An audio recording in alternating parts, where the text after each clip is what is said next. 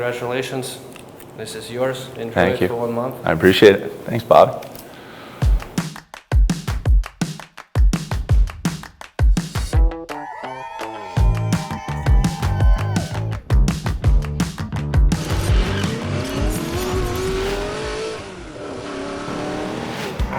We're off. All right, Stoli, well, first and foremost, congrats on being this month's BMW Teammate of the Month. It's a fan-voted award. Just what does it mean to get that kind of love from the fans and to have this nice BMW i4 for the next month? No, it means a lot. I'm very appreciative of it, and the fans are kind of the catalyst behind our whole team. When we play on home ice, just being able to hear them cheer, scream, giving us some energy is always nice, and to be recognized by them means a lot to me, and I'm excited to drive this around for the next month. And the accolades are rolling in for you. It was only like a week or so ago you were also named the team's Unsung Hero End of Year Award. That's a team-voted award.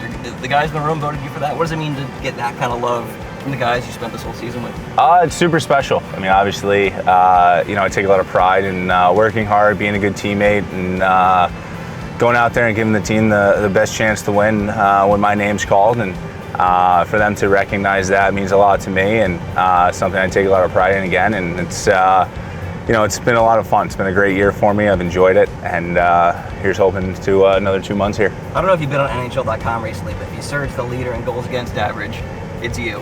Save percentage, it's you. Shutouts, Bob.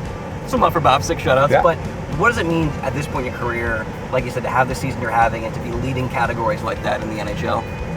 It's, again, super special. But at the end of the day, there's 5 other guys on the ice with me who are battling, working hard, and they make my job a lot easier. The style of hockey we play is extremely, extremely tough to play for 82 games, but the guys have done a great job of kind of hanging in there, sticking with it, and we take a lot of pride in our game defensively. So for us to be able to go out there and put up those type of numbers, Bobby and I really appreciate it.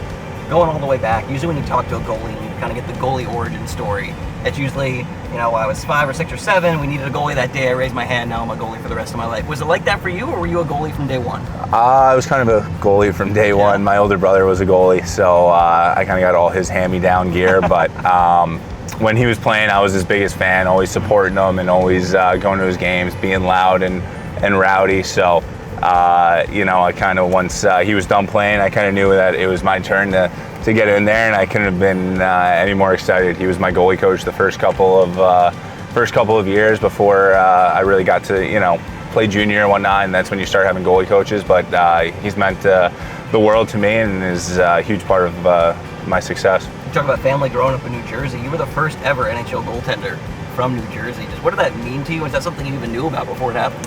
Yeah, I never didn't know that. I knew somebody my brother played with was the first goalie drafted. I think he was drafted by the Tampa Bay Lightning, Joe Pierce. He grew up 2 towns over from me, so it was obviously something that could be done, and someone I looked up to. But never did I think growing up that a small kid from New Jersey was going to make it to the NHL. But here I am. Look at your career. What stands out is obviously, like you said, a couple stops. But when people think Anthony Stolarz, they usually think massive guy, 6'6", big goaltender, blinds everyone, takes up the whole net. When did you kind of have your growth spurt? When did you become the big goalie you are?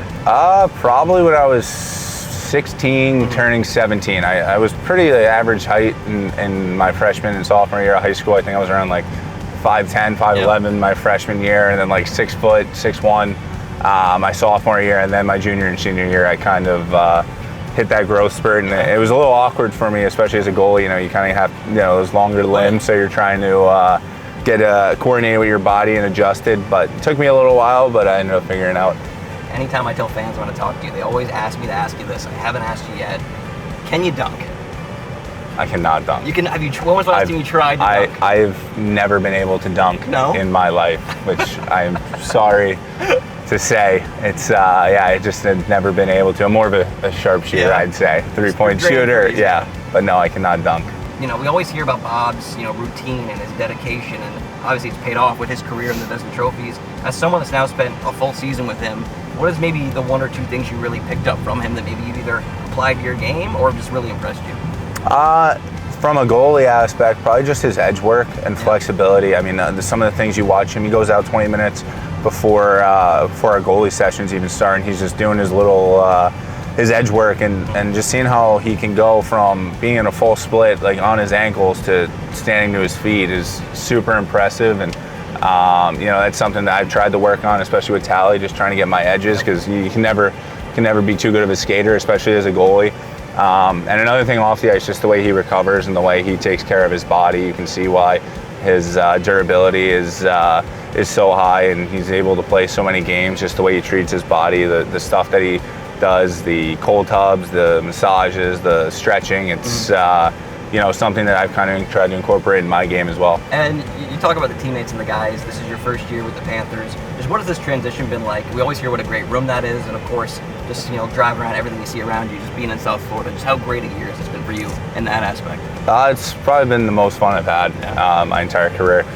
Just the support that we've had from the fan base, being able to play in front of 20,000 fans every night has been super special, and something that I cherish and don't want to take for granted. So every time I'm out there, I want to try to get the win, try to get those 2 points. But just coming into this room, you're always a little nervous when you come to a new team, but the guys welcomed me with open arms, and it was just kind of an easy transition just to kind of get to know everyone and kind of fit in right away. You can see why this team has the success that they've had, because it's such a tight-knit group. There's no cliques, and everybody's on the same page and is in it for the right reasons. Well, Stolarz, thank you so much for the ride. This has been great, and once again, congratulations on being this month's BMW Teammate of the Month. Well deserved, and enjoy your BMW i4 for the next month. Thank you very much. I appreciate it.